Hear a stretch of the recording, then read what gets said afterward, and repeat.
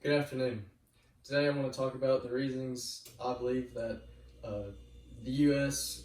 car manufacturers and any type of gas engine manufacturers of any case should eventually and in the near future phase out of gas engines. This being not only because it hurts our environment, we are also eventually at some point going to run out of fossil fuels.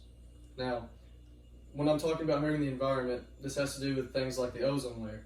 The ozone layer is a protective force around in our atmosphere, around Earth, that lets a certain amount of UV rays come down, which is what heats up the Earth where we're at on the surface and keeps it cool.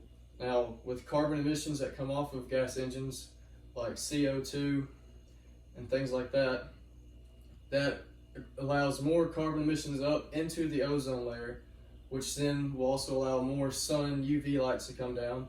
And this hurts our environment because, one, hotter weather means less rain, so places like California, there's more fires, stuff like that. Also, the more heat means colder winters, which will mean ice caps, places where it's usually supposed to be cold, especially way up north, top of the earth, south bottom of the earth. Those ice caps are going to melt, which will rise sea levels and hurt cities, places like that around where the ocean is. Now, running out of fossil fuels, this is talking about things like oil, gases. Cars run on gas engines. So at a certain point in time, we will not have those anymore because those were made millions and millions of years ago before we were even here.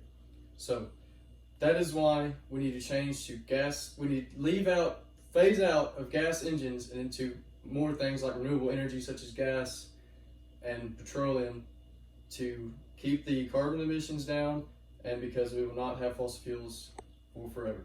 Thank you.